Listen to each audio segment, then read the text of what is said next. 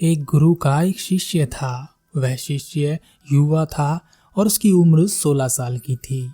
वह शिष्य रोज भिक्षा मांगने जाता था।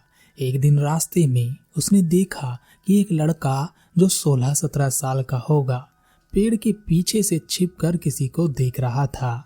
वह शिष्य उस लड़के के पास गया और कहा, मित्र, क्या देख रहे हो? उस लड़के ने कहा, आओ तुम भी देखो, परियां कैसे नदी किनारे खेल रही हैं। शिष्य ने नदी की ओर देखा। वहां पर कुछ लड़कियां नदी किनारे कपड़े धो रही थी। शिष्य ने कहा, मित्र, लड़कियां कपड़े धो रही हैं तो इसमें छिपकर देखने जैसा क्या है? लड़के ने कहा, अरे तुम अंधे हो क्या? दिख नहीं रहा? जरा उनके शरीर को तो देखो, उनकी अदाओं को तो देखो, सुंदरता कैसी बिखरी पड़ी है। शिष्य ने फिर से नदी की ओर देखा और वह देखता ही चला गया। अभी तक जहां वह निर्भय होकर खड़ा था वह भी छिपने लगा जैसे कोई अपराधी छिपता है। फिर अचानक वह अंदर से कांप गया और उसने अपने आप से सवाल किया, मैं यह क्या कर रहा हूँ?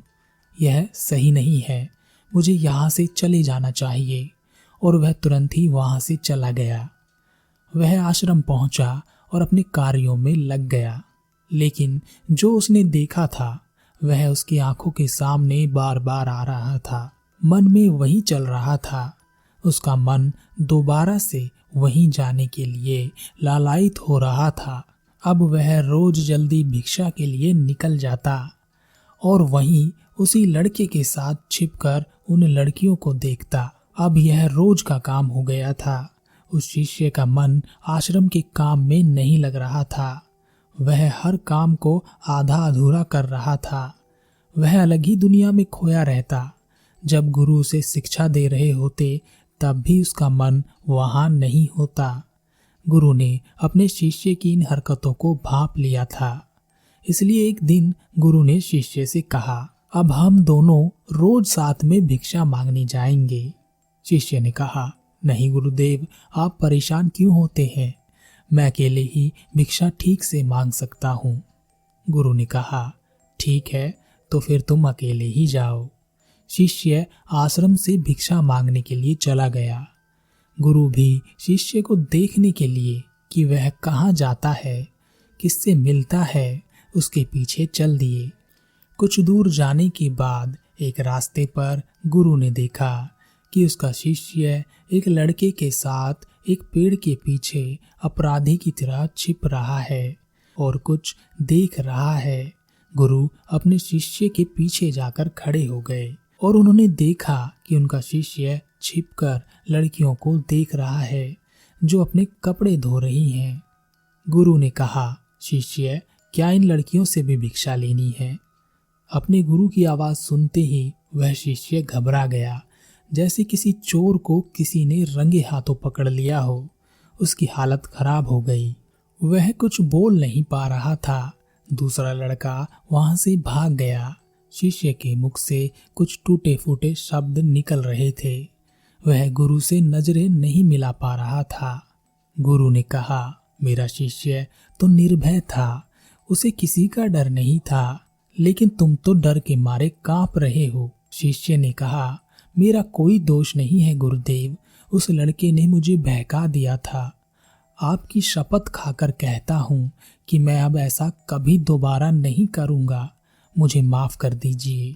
गुरु ने कहा, कोई बात नहीं, लेकिन इस बात को ध्यान रखना, हम जैसी संगति करते हैं वैसे ही विचार हमारे होने लगते हैं। इसलिए अच्छी संगति करो ताकि तुम्हारे भीतर सकारात्मक ऊर्जा प्रवाहित हो।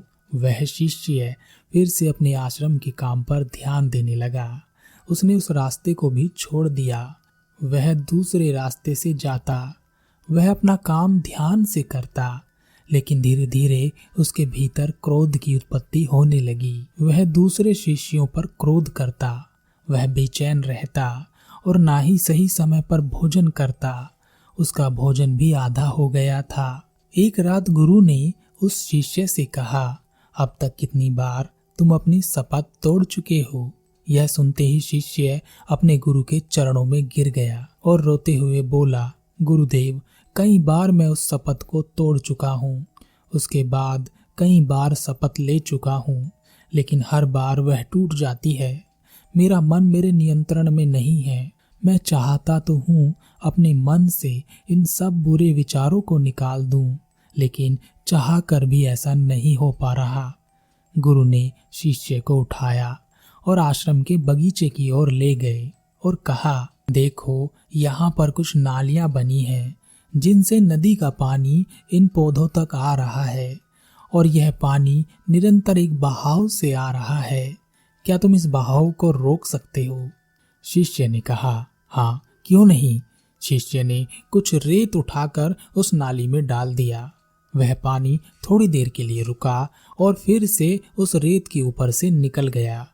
गुरु ने कहा, अरे, यह पानी तो रुका ही नहीं।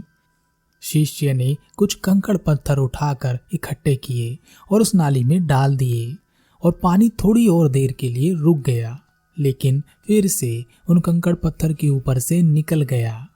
गुरु ने कहा, शिष्य, यह क्या?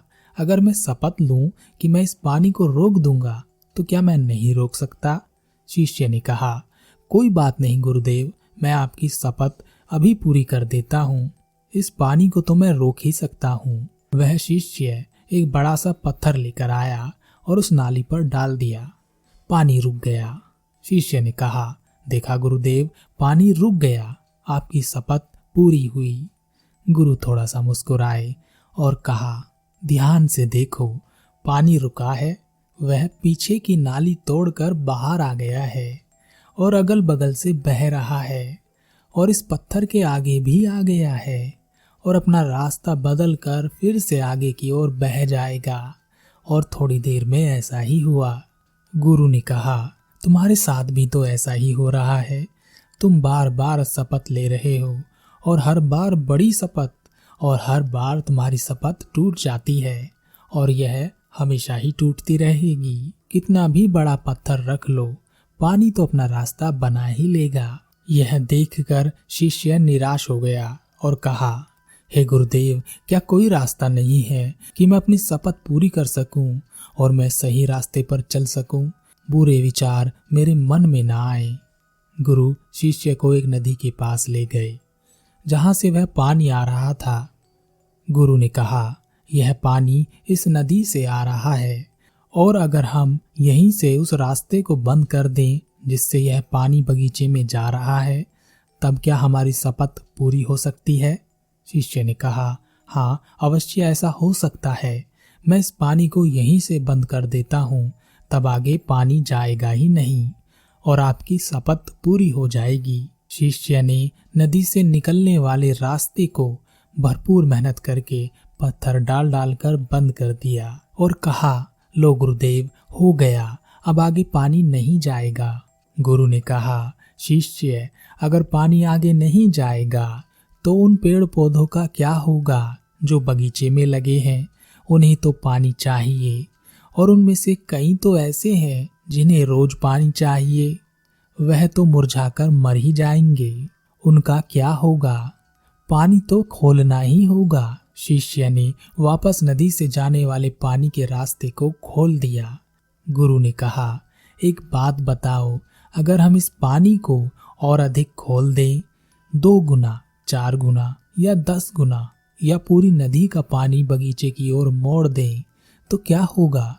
शिष्य ने कहा, तब गुरुदेव, बगीचे में जितने पेड़ पौधे हैं सब नष्ट हो जाएंगे, वहां कुछ नहीं बचेगा।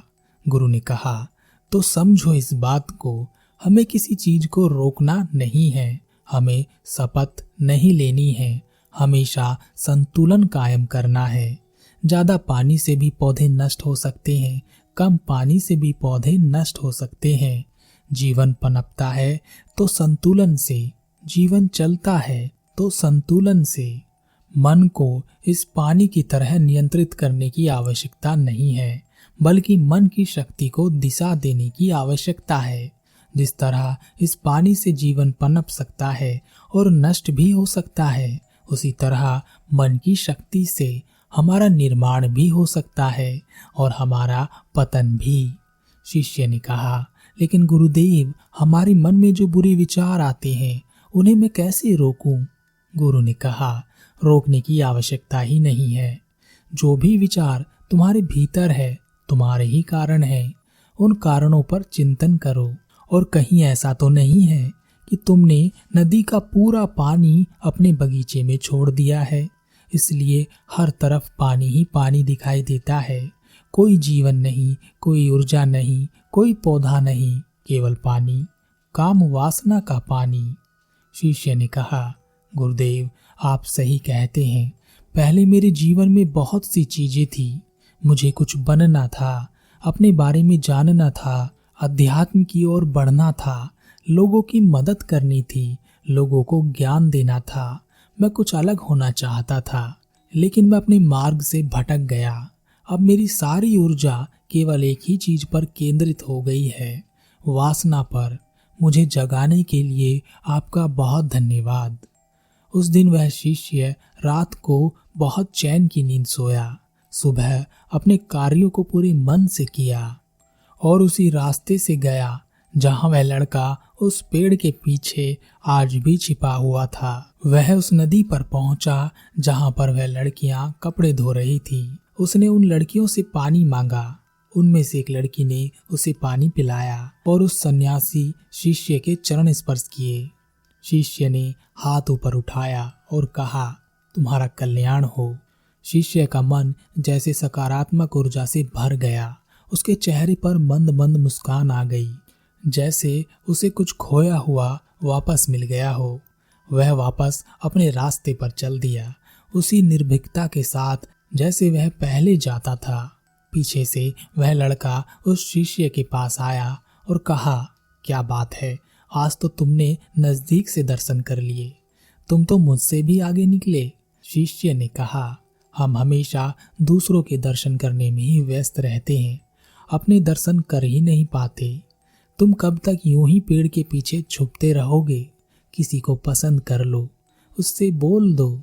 अगर वह भी तुम्हें पसंद करे तो शादी कर लो, लेकिन इससे पहले कुछ बन जाओ, अपनी कोई पहचान बनाओ।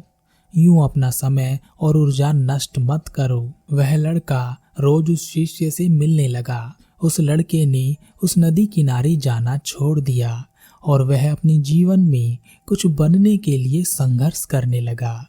संगति का असर होता ही है, इसलिए अपनी संगत बदलो, अपने विचार बदलो।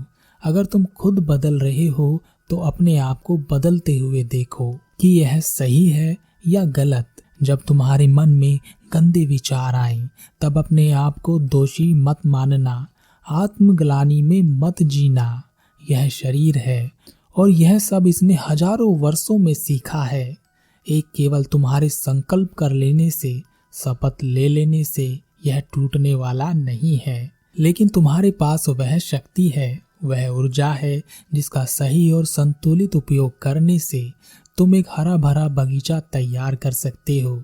तुम यह सोच भी नहीं सकते कि तुम क्या हो। तुम एक जीवित ऊर्जा हो जो कुछ भी अनुभव करने के लिए स्वतंत्र है, जो निर्माण करने के लिए स्वतंत्र है, जो कुछ भी हो जाने के लिए स्वतंत्र है।